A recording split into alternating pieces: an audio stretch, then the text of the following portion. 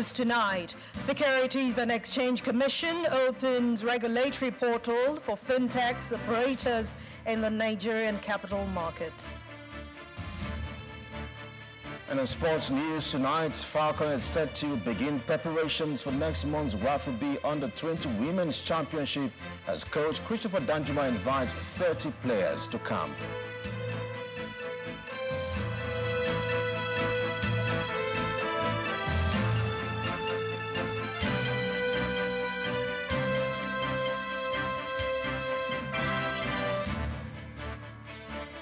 How to build a nation where all citizens can aspire to any position without discrimination was at the heart of discussions at the second edition of the Handshake Across Nigeria event held in Enugu and organized by Nzuko Umunna, an Igbo social cultural group. At the event, the 2023 presidential candidate of the Labour Party, Mr. Peter Obi, reiterated his call for a new Nigeria, while the keynote speaker, Chief Mike Ozekume, maintained that for the handshake across Nigeria to happen, leaders must ensure equal opportunity for all Nigerians. In the same event and in the same spirit, Chief Ozekume also pleaded with the president to release the pro-Biafra agitator, Mr. Nnamdi Kanu. Eminent personalities from across the country gather in this hall in Enugu State for the second edition of the Handshake Across Nigeria, a program organized by an Igbo socio-cultural group, Nzuko Umunna, and dedicated to expanding friendships and cementing bonds between the Igbos and other nationalities in the country. The state governor, Ifeanyi Ugwuanyi, and the Labour Party presidential candidate, Peter Obi, also joined the national discourse.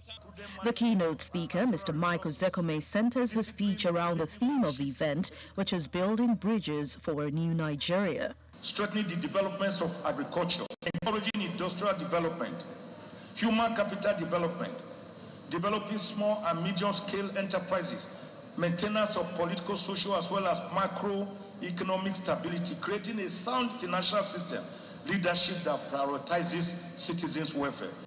He also uses the opportunity to plead with President Muhammadu Buhari to release Nnamdi Kanu, as according to him, it is within his purview to do so. Here is calling on President Buhari, please sir, on my bended knees, you can order the release of Nnamdi Kanu today. You can do it through the Attorney General of the Federation, who has the powers to enter a nolle prosequi, discontinuance of the cases. After all, there's even no case now. It's just being held illegally. Let him go. The Tortiv, who is the chairman of the occasion, and a former senator and activist, Mr. Shehu Sani, advocates prioritizing equity, fairness, and justice as the way forward. If we take this and join hands in the handshake in Nigeria, Nigeria would definitely graduate from what we now have to a new Nigeria. But in doing this, there must be equity. As a nation, we have come a long way, but we have a long way to go. It's a fact that 109 years since amalgamation of Nigeria and over 6 decades since our political independence, we are still struggling to have a united and peaceful nation. And that is only possible if we entrench justice, fairness, and togetherness as part of our national ethos.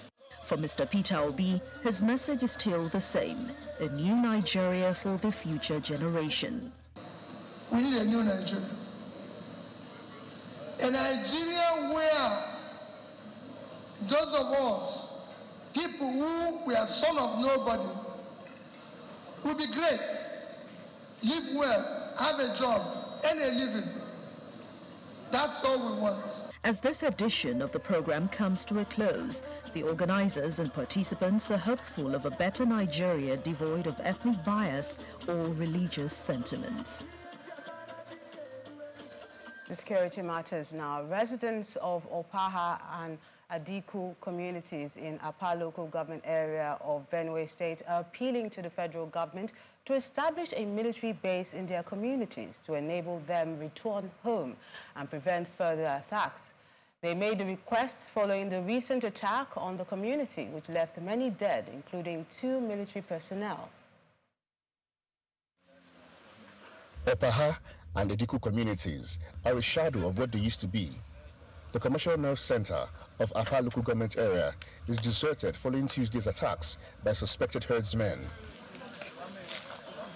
When the dust settles, 11 corpses were recovered by the survivors, while eyewitnesses say 2 soldiers also lost their lives in a bid to ward off the attackers. We don't know what occurred to instigate them by doing this. We didn't kill their cow, we didn't touch them.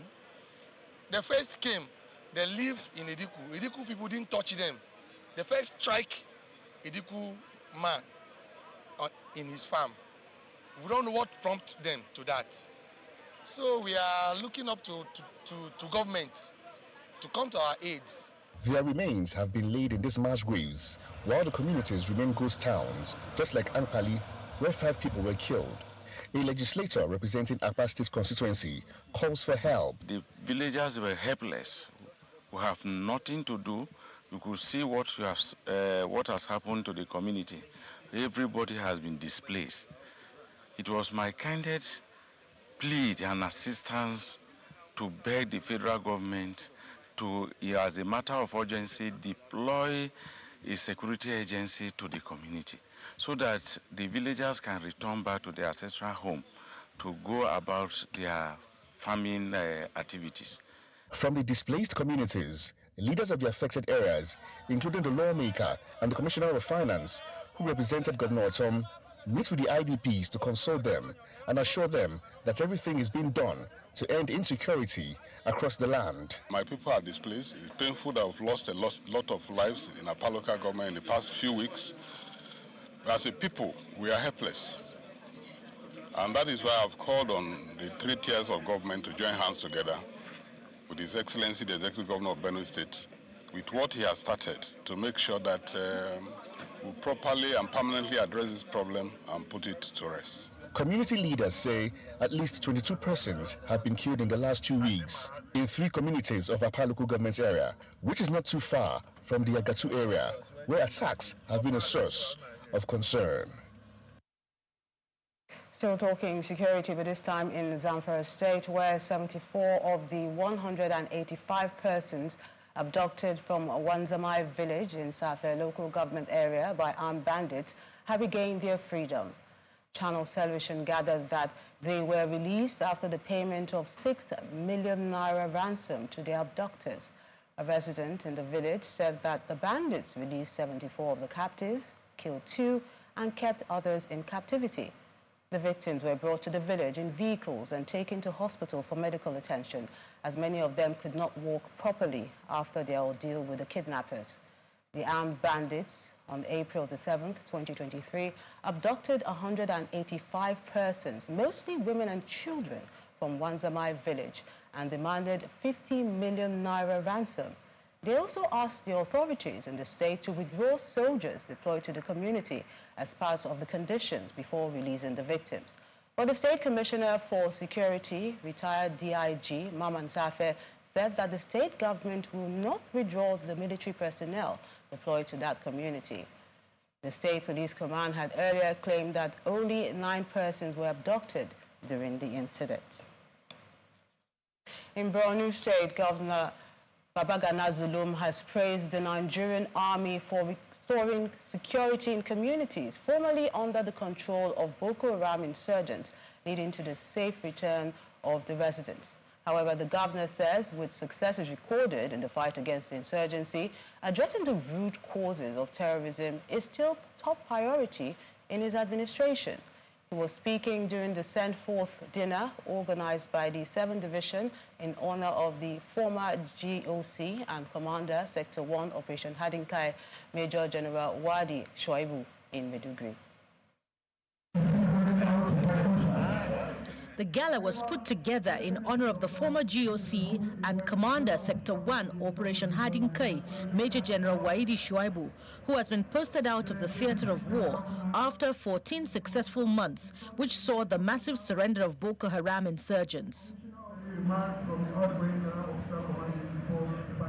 Picking selected commanders in the Northeast Joint Operations for praise, Professor Zulum emphasizes the strategic alliance of his administration with military formations across the Northeast. The only way to defeat the insurgency is to strengthen the resilience of the community.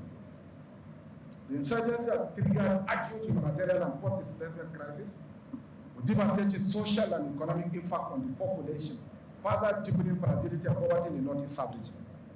So the only feeble thing that we can do is to address the root causes of the insurgency, which are not limited to endemic poverty, pervasive illiteracy, high social inequality, environmental degradation, climate change, drug abuse, amongst others.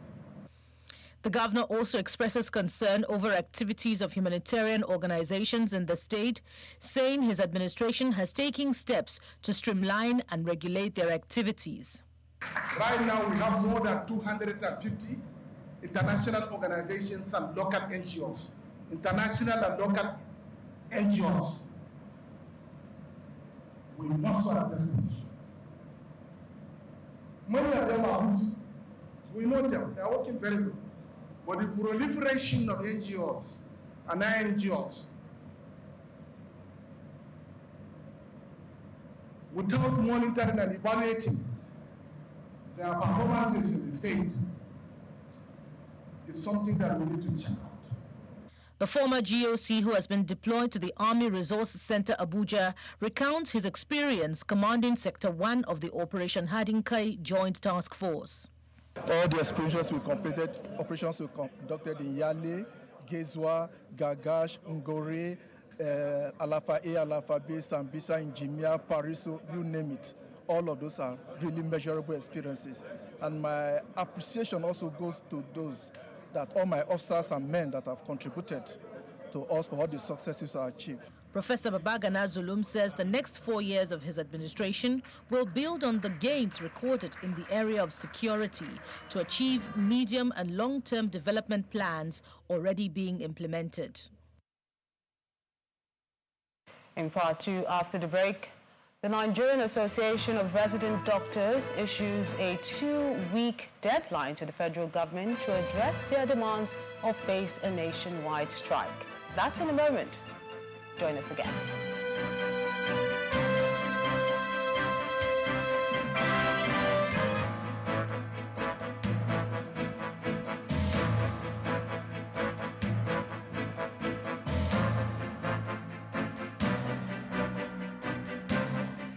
I need that work-life balance to stay productive, and a meal that provides me the nutrients needed to help achieve my goals. This year, stay ahead with Dairy Power.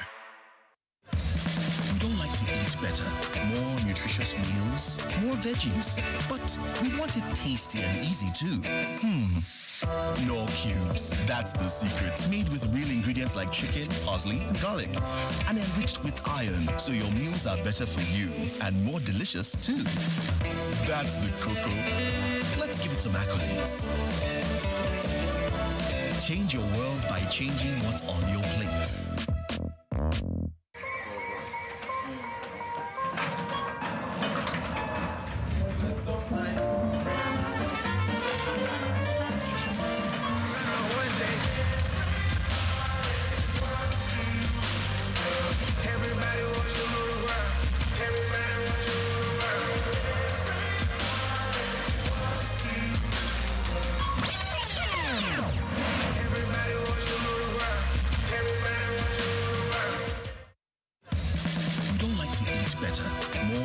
Meals, more veggies, but we want it tasty and easy too. Knorr Cubes, that's the secret. Made with real ingredients like chicken, parsley, and garlic, and enriched with iron, so your meals are better for you and more delicious too. That's the cocoa. Let's give it some accolades. Change your world by changing what's on your plate.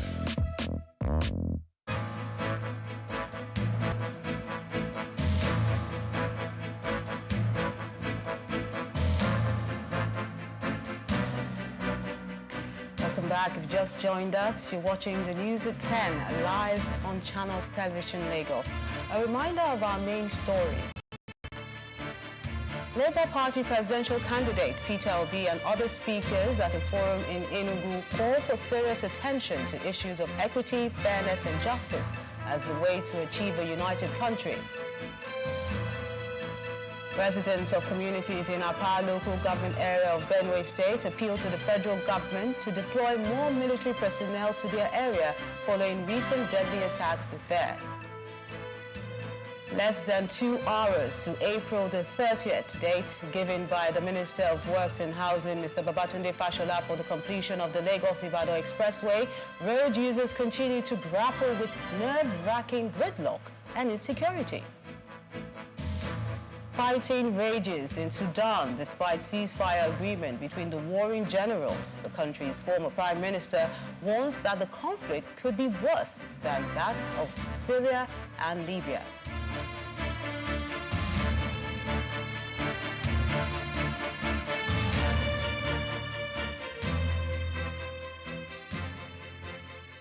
The Catholic Bishop of Sokoto Diocese, Matthew Kuka, has once again condemned the effects of insecurity, especially as it affects education in the country. The outspoken cleric says that the terrorists behind the kidnappings and killings across the country represent darkness which must be eradicated from the land. Part of the way to achieve this, according to Bishop Kuka, is through adequate education of the population. He was speaking at the Parents' Summit of the 2023 Education Week in Benin City, the Edo State capital. Committee members, SBMC. Our country is now being ravaged and threatened by the forces of darkness. Those who have said no to humanity and those who have said no to education, whether they manifest themselves in the excesses, the murderous excesses and the destructive excesses of Boko Haram, banditry,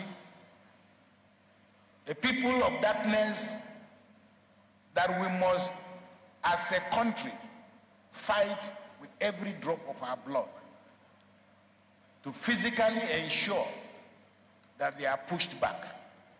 Because without it, we have no future as a country. Not only have they destroyed the image of the country, they've destroyed the image of religion, they've made us victims and suspects. So really, no distance is too much for me to cover when it comes to education. The president of Costa Rica, I met him at a conference many years ago, and it was a conference in America on military rule in Africa. When I finished my presentation, he walked up to me and said, "Father, you spoke very well. I was very impressed with your presentation." Then he said to me, "But you know you can eliminate the army in your country." I said, "What do you mean?" He said, "You can eliminate, you don't need the military." I said, "Oga, we can't talk like that." Oh. He said, "In my country, we have no military. We have eliminated the military." And he said, "Instead of the military, we have invested in education." Today, Costa Rica, for the last many years, has the highest threshold of educated people. Almost 90% or more than 90%. And the president's argument was that if we can educate our people, they will become a military because they can defend themselves. They can defend their country. To other stories now, the president-elect, Senator Bola Tinubu, returned to Lagos from the nation's capital, Abuja, this evening. It's his first visit to the state since he returned from his trip to Europe on Monday. Shortly after his plane landed at the Murtala Mohammed International Airport, the president-elect could be seen leaving the arrival wing to his residence.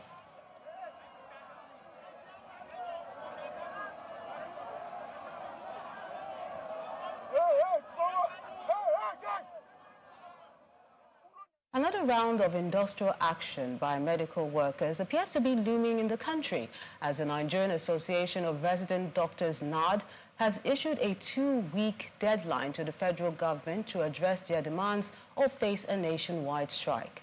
The doctors are demanding, amongst other things, a 200% salary increase for their members, immediate withdrawal of the bill that seeks to prevent them from traveling abroad until after 5 years of practice in Nigeria.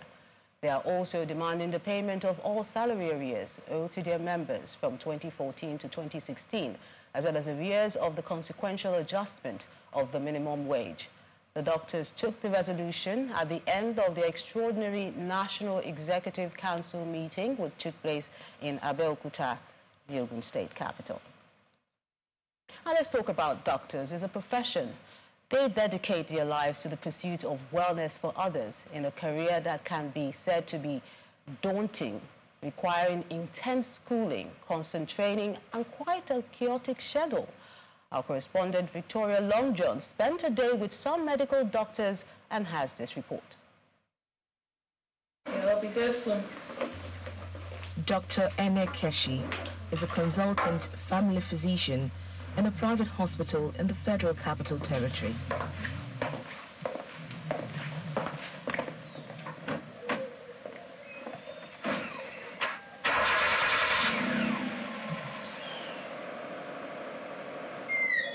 From the moment she walks in, she has just a little time before her day begins.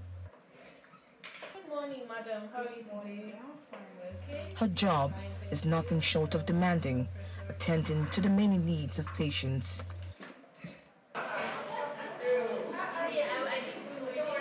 At 8 o'clock, we start with huddles. And so huddles are little meetings where by departments we talk about the challenges, the strengths of the day that passed, and then plan for the day ahead. When we're done with that meeting, I go for my ward rounds. Okay, so ward rounds are led by the consultant and one or two other doctors.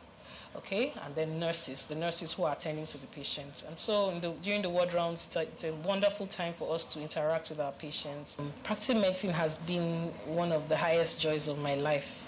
It's given me the opportunity to reach out to people, to solve problems. I have passion for medicine, so I think it's been wonderful, okay, especially when you see a woman in labor and then you come and take the delivery, and the mother, the baby, the husband, everybody is feeling happy and telling you thank you. So it's actually satisfying when you go through that kind of experience. While Dr. Keshi and Dr. Idoko might have good working experiences, the story is not the same for others. Mental stress for the physicians themselves, and also for helping the people that you are planning to see as a doctor yourself. So it puts a lot of stress on you.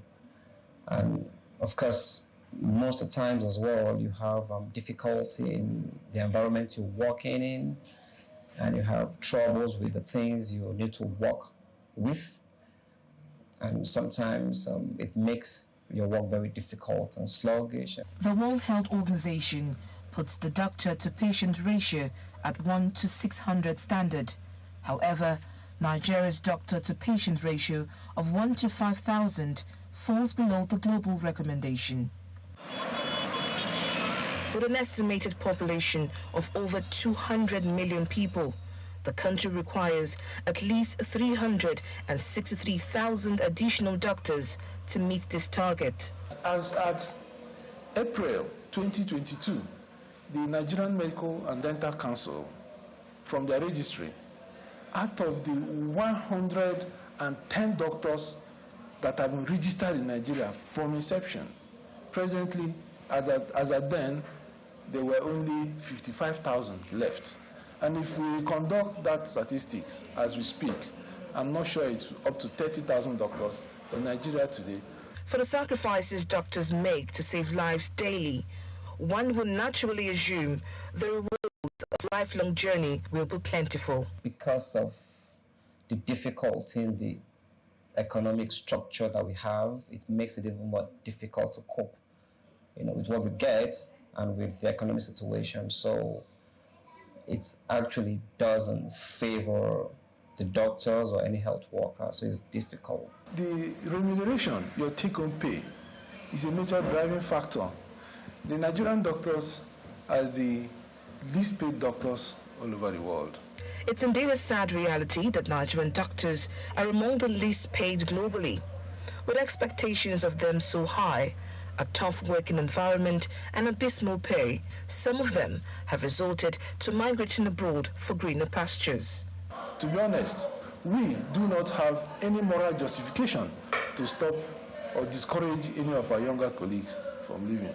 As a matter of fact, it is not only the younger ones that are leaving. The intermediate and older doctors are also leaving. For me, leaving, like I said, is an option for everybody, including myself. Medicine in Nigeria is going somewhere, and I really encourage doctors to stay back, and build what we have here. Dr. Enekeshi and others have made a choice to serve the country.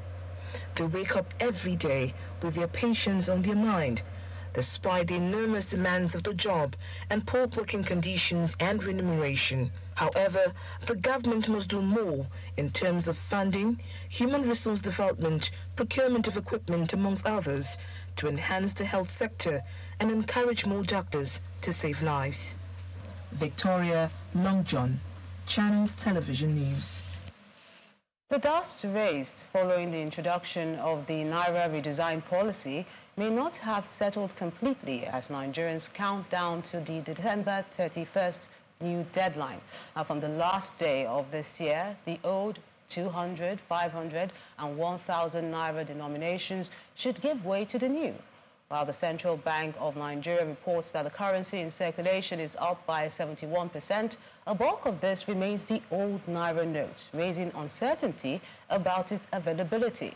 In this next report, our business correspondent, Ini John Mekwa, revisits this issue. The Central Bank of Nigeria Act, just like many others globally, empowers it to redesign and change the country's currency between 5 to 8 years. When a Naira redesign policy was announced in October 2022 to begin circulation in December, about 3 months before a general election, many questions were asked, to which the CBN governor, Mr. Godwin Emefiele, attempted to provide answers. We aim to support the efforts of our security agencies in combating banditry and ransom taking in Nigeria through this program, and we can see that the military are making a good progress in this important task in Nigeria. Analysts had perceived the outcome of the policy differently. One of them, economist and chief executive officer of Financial Derivatives Company, Mr. Bismarck Rwani, saw more negative impacts from the policy. If you take the assumption that almost all trades in the markets and the informal markets are settled by cash and only marginally by POS, you'll find that the velocity of circulation of money, which is very important, is 16 times. This is very complicated. But what it does mean is that 3 times in a month, a woman who is selling rice or gari and all of that turns her money, sells, and takes the money to buy back. If the cash is trapped, then you have actually stopped her from earning money. Towing the same line of thought, the Chief Executive Officer of Center for the Promotion of Private Enterprise, Dr. Muda Yusuf, said the policy will hurt the Naira. If you have a currency that is rapidly deteriorating in value, there's a tendency to move from that currency into other currencies, or to move from that currency into other asset classes.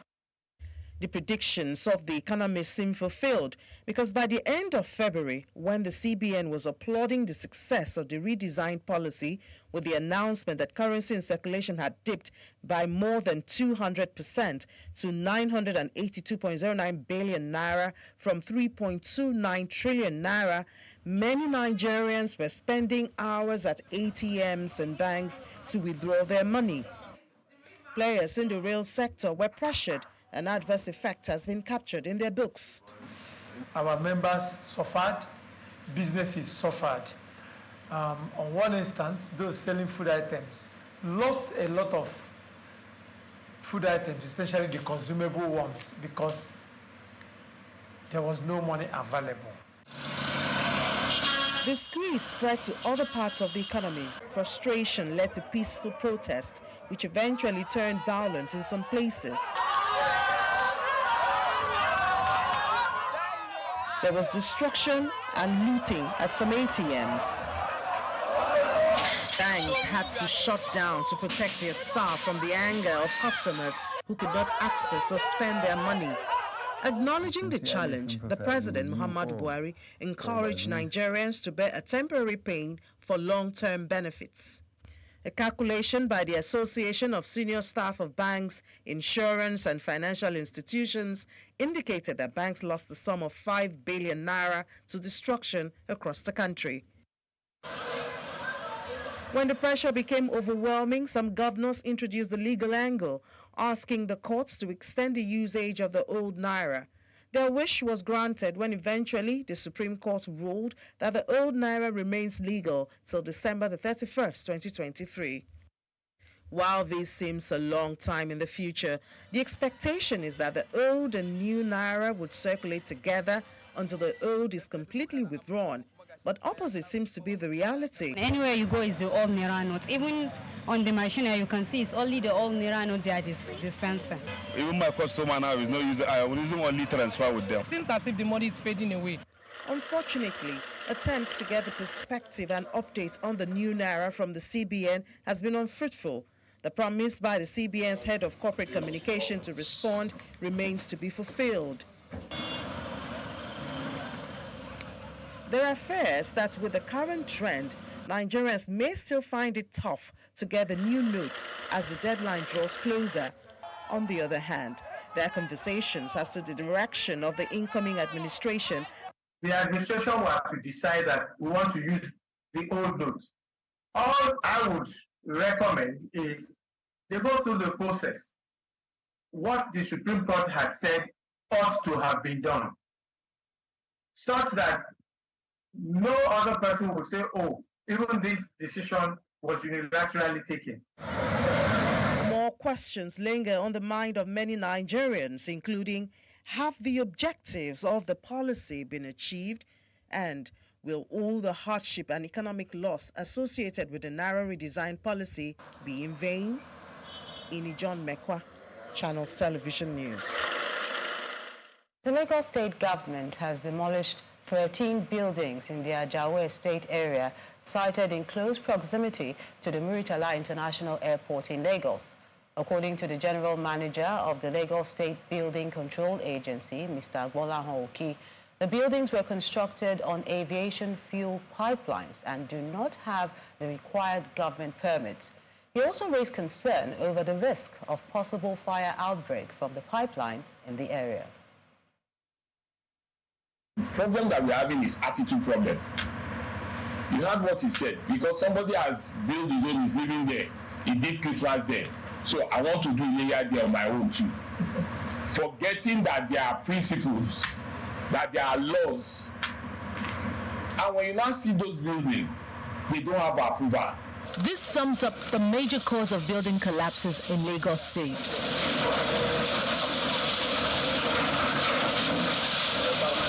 A matter that has become worrisome to residents.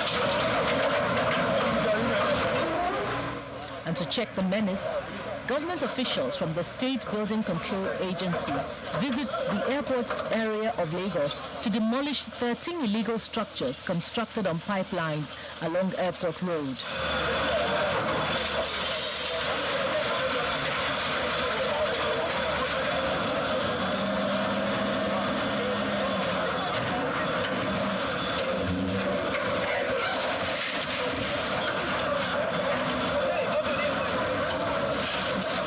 Puts an end to 8 years of efforts to rid the pipeline of illegal structures. If you come to a planning office, they will even advise you better. And I know that the district officer, the planning permit, has given them, told them that there is no way they can build there. But they still turn the deaf ear because they want to build in that environment. The due diligence has been done by Lagos State Building Control. I'm telling you that for free. Or with all aspects, with all the agencies and even with federal.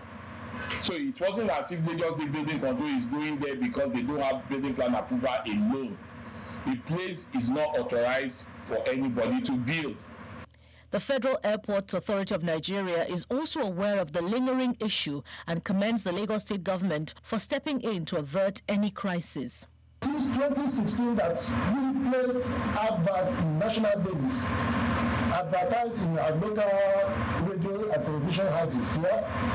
So since then, some of them will say, is it since 2016? They have forgotten about it. It's about government.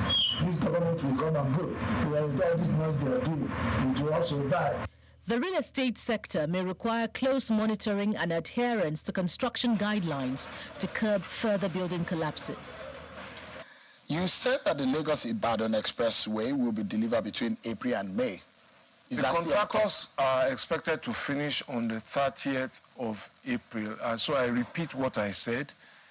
From the Lagos end to the Ibadan end. Right now, the contractor has mobilized, the last time I went, 110 different machines, equipment there, and 450 people in terms of manpower there.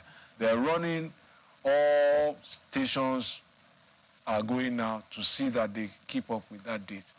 So April 30th, that's what we should be expecting. Fingers crossed.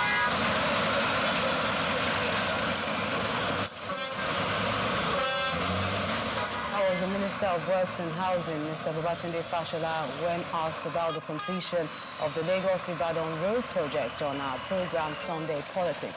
Now it's less than 2 hours to D-Day, that's tomorrow, April the 30th, as the deadline mentioned by the Minister of Works and Housing for the completion of the construction work on the Lagos-Ibadan Expressway.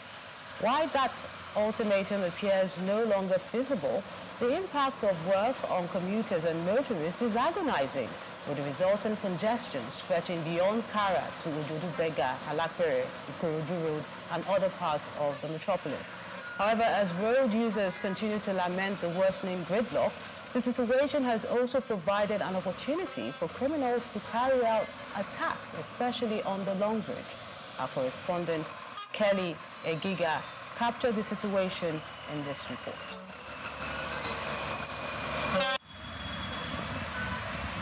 The Lagos-Ibadan Expressway, a 127.6-kilometer long highway, is a major route which connects the western, northern, and eastern parts of Nigeria. More than this, the highway is the most viable corridor economically. It's the busiest highway in the country, handling an average of 250,000 passenger car units on a daily basis. In spite of all these characteristics, the road also suffers from security black spots. Mentioned among such spots are the Kara and Long Bridge areas, as well as Moe and Ofada settlements along the road. These areas have had reports of traffic robbery, kidnap, and sometimes killings by gunmen among criminal activities, especially at night. And for some who work and stay in these border communities and are compelled to close at night, they have been left with terrific and horrible memories. On that particular night, I got to the bridge around 8:30 p.m.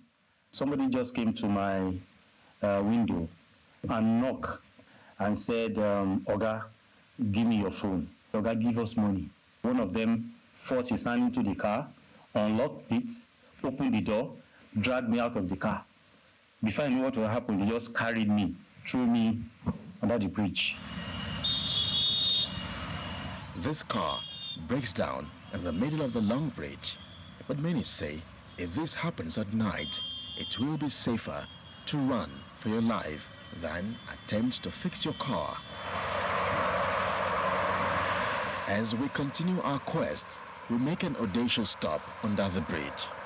We are under the Long Bridge, and it looks absolutely calm in the day, but reports and stories have said that at night this place turns lively and has been described as a den for kidnappers.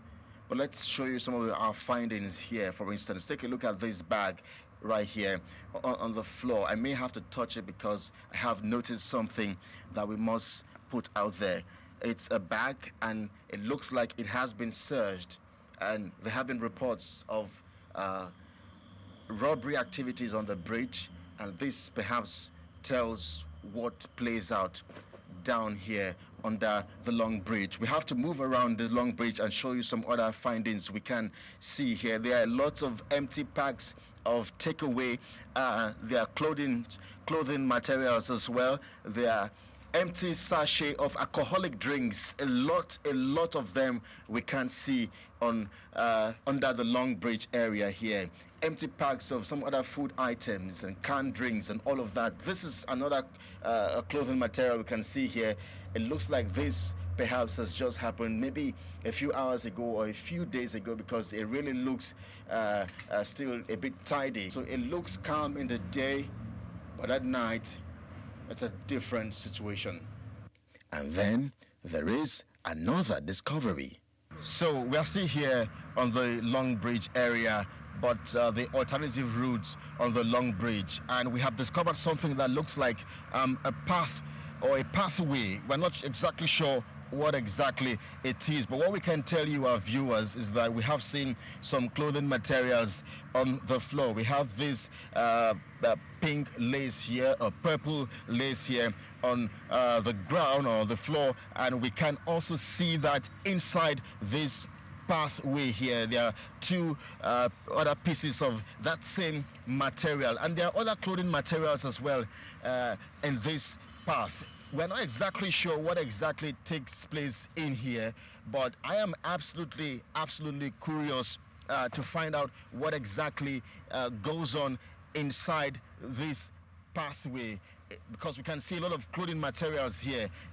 I mean, I'm wondering just why. There's also the question as to why is this barricade open. It looks to me like it has been vandalized by these criminals who, of course, there have been reports of activities on the Long Bridge area where people have been kidnapped or attacked, and then they are rushed to places like this.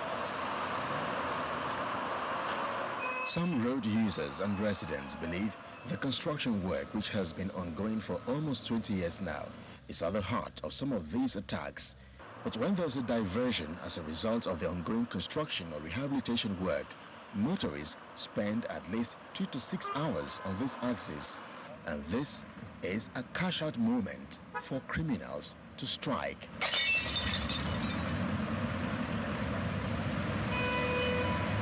We decide to return to the Long Bridge at night to see the situation. The corridor is dark with no security lights, an atmosphere where criminality thrives. I am curious to go under the bridge, but was told it's too dangerous. The evidence of this restructuring is not immediately visible. However, during this trip, we come across two policemen, the first throughout our special coverage of this particular report. They tell us that they patrol the bridge on their motorcycle, but only at night.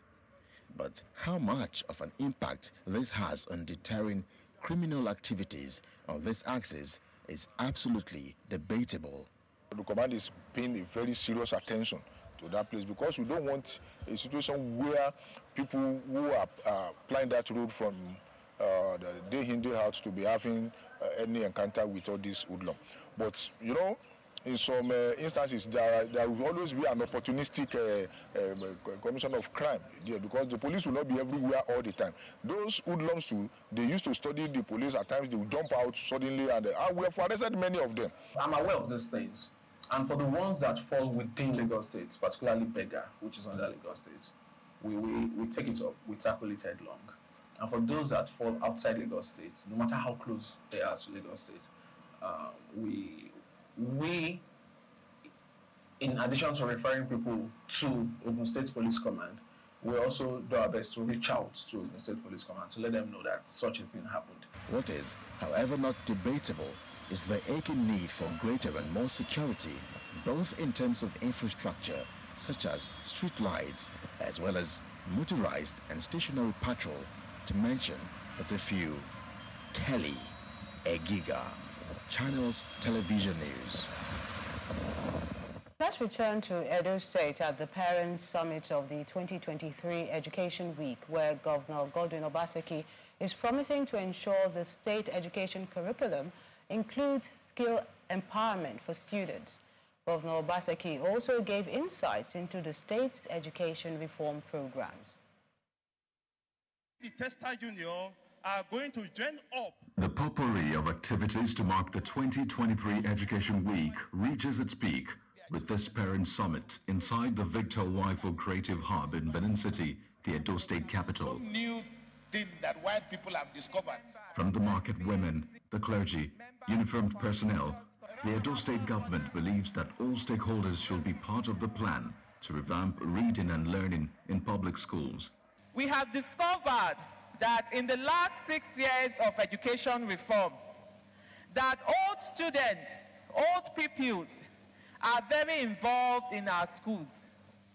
Even community, through the school-based management committee, they are very, very involved in our schools.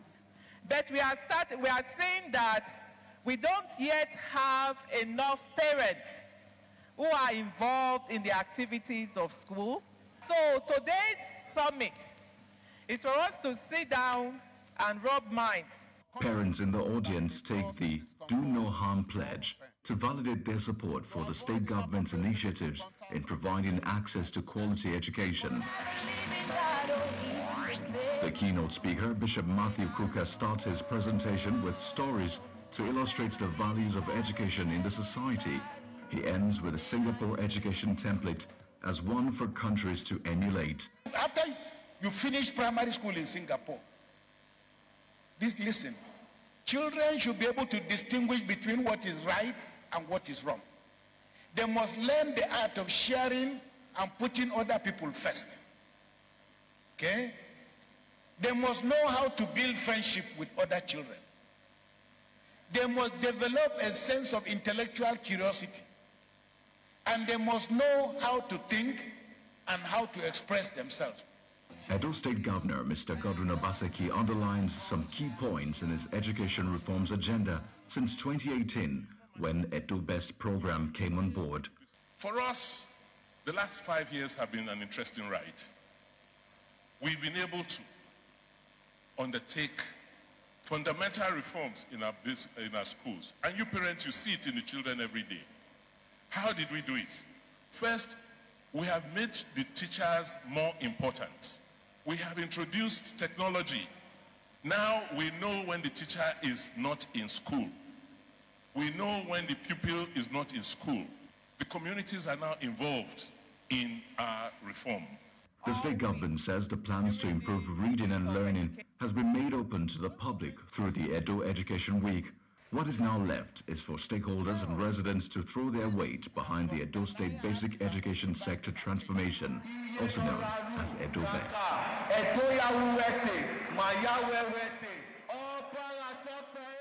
We now bring you visuals of the President-elect Senator Bola Ahmed Tinubu's return to Lagos from the nation's capital, Abuja, this evening. It's his first visit to the state since he returned from his trip to Europe on Monday.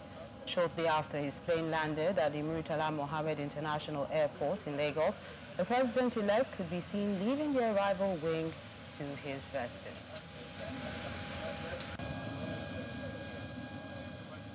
Now let's find out what's happening in the world of business. And Mwawudo has details.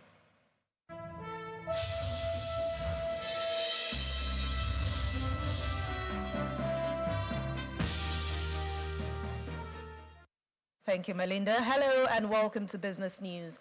The Nigerian Securities and Exchange Commission, SEC, says that it has opened the regulatory portal for fintech companies operating or seeking to operate their businesses in Nigeria's capital market. The statement from the SEC also explains that the move is coming after the 2021 agreement announcing the regulatory incubation program for fintech firms that want to be players in the country's capital market.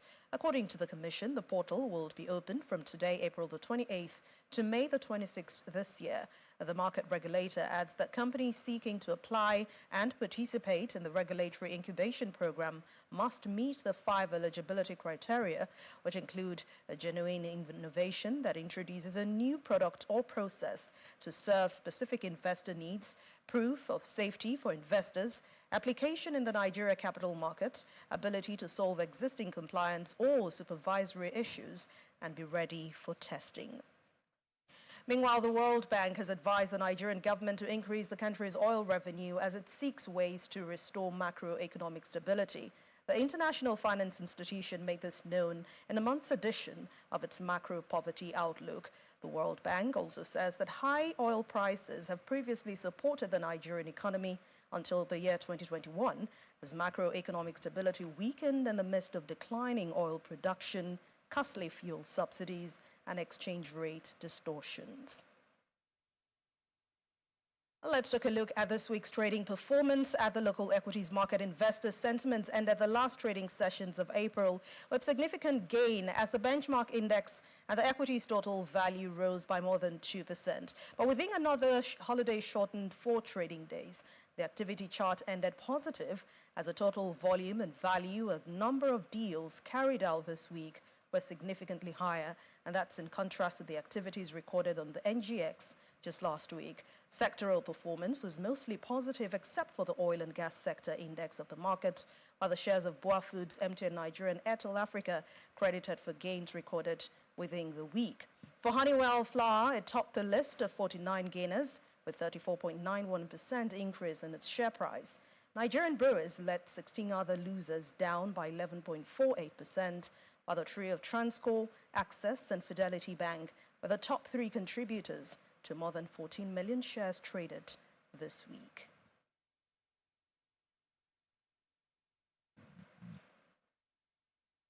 And that ends business news for this week. Thank you so much for watching. I'm Anne Nwawadu. The rest of the news at 10 continues now with Melinda. Enjoy the rest of the weekend.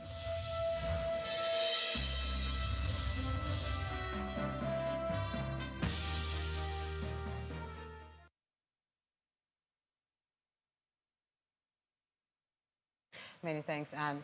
The Secretary General of the Organization of African, Caribbean and Pacific States, Mr. Georges Chikoti, says the Nigerian government has agreed to provide a center of excellence to serve as an official and organized link between Africans in diaspora and other countries. He addressed a press conference in Abuja on the sidelines of the Global African Diaspora Symposium organized by NIDCOM, and explains that the center will help coordinate those in diaspora to participate in the development of their countries.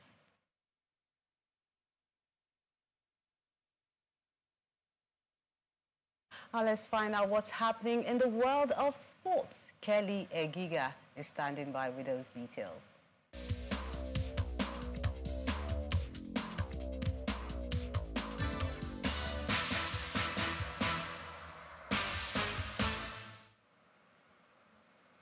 Well, thanks, Melinda. In the world of sports, coach Chris Danjuma has called 30 players to campus. Nigeria's Falconets begin preparations on Monday for the next month's WAFU B Under-20 Women's Championship taking place in Ghana.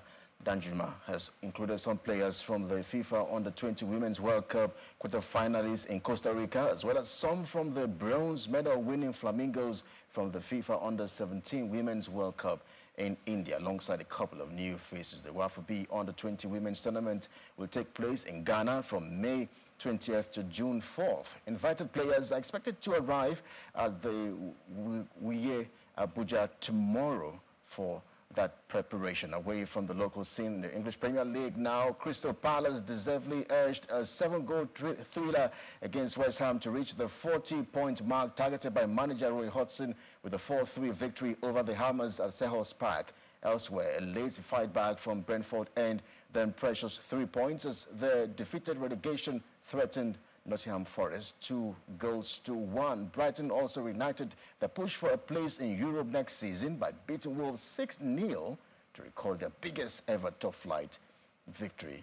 And thousands of Napoli fans gathered in Spanish quarters of Naples to stand in solidarity with their team ahead of the possible title win of Serie A. Napoli could secure the club's 3rd title and first since 1990 on Sunday if they beat Salernitana, and second-place Lazio drop points against Inter Milan at the San Siro. Napoli's home game against the club, which could seal their first title since the Diego Maradona era, has been moved forward a day for public safety reasons.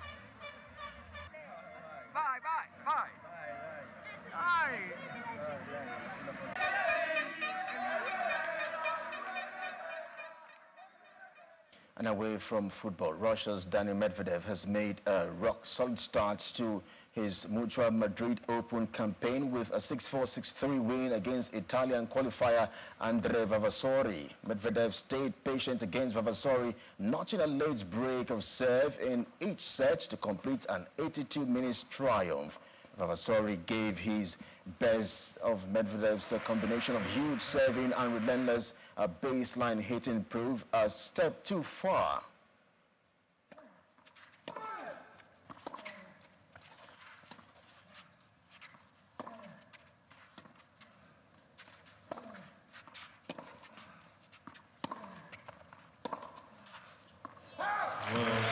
Partido Medvedev.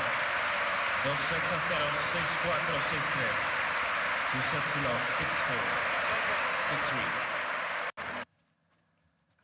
Now that's Sports News Tonight. Thanks indeed for watching. I am Kelly Egiga. It's back to Melinda.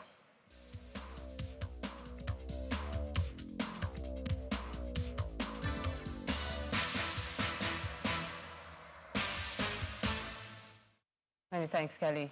Despite the extension of a ceasefire by another 72 hours between the warring Sudanese generals, fighting has continued to rock the country.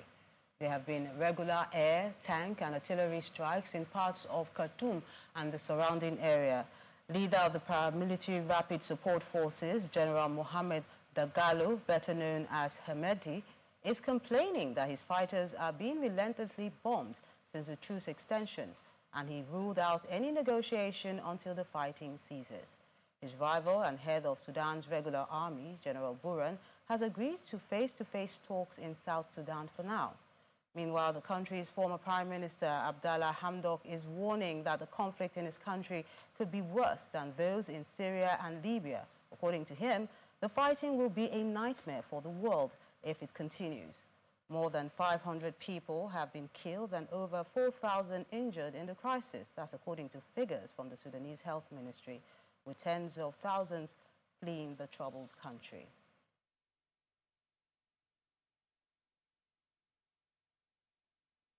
And the main news again. The Labour Party presidential candidate, Mr. Peter Obi, and other speakers at a forum in Enugu today called for serious attention to issues of equity, fairness and justice as the way to achieve a united country. Residents of communities in Apa local government area of Benue State have appealed to the federal government to deploy more military personnel to their area following recent deadly attacks there.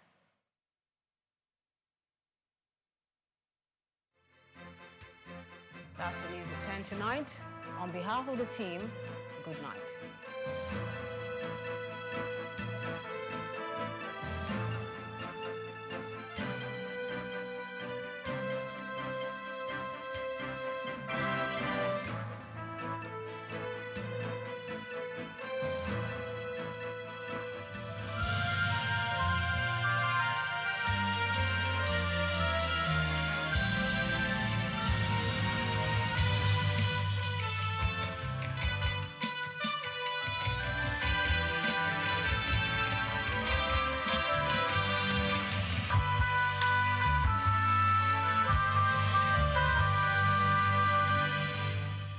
It's been a relatively calm year security-wise in the nation's capital, but that peace was disturbed a few days ago with a communal clash in Gwarimpa that cost the life of at least one person and injured several others.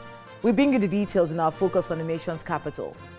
Our guest on the program used to be Commissioner of Police for the nation's capital, and he walks us through what could be done to ensure we don't have a repeat of the insecurity we faced in Abuja in the last few years. And yes, we have a weekly update on the major stories from the nation's capital. Ladies and gentlemen, this is Dateline Abuja.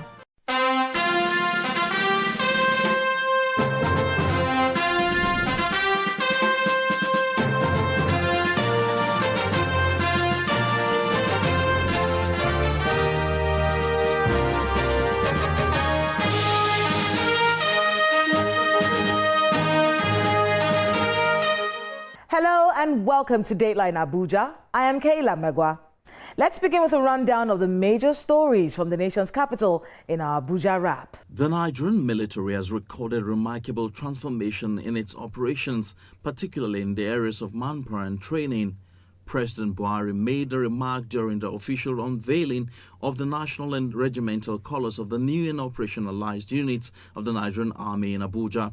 The president, who doubled as a reviewing officer, further noted that the security situation in the country has recorded tremendous improvement compared to 2015. He urged Nigerians to continue to support the military for greater successes. This administration has achieved remarkable transformation of the military in the areas of fighting power, training, operations, manpower, remunerations, and medical services. President Muhammadu Buhari received in audience President-elect Bola Tinubu at the State House in Abuja. President Buhari and President-elect Tinubu prayed together at the presidential mosque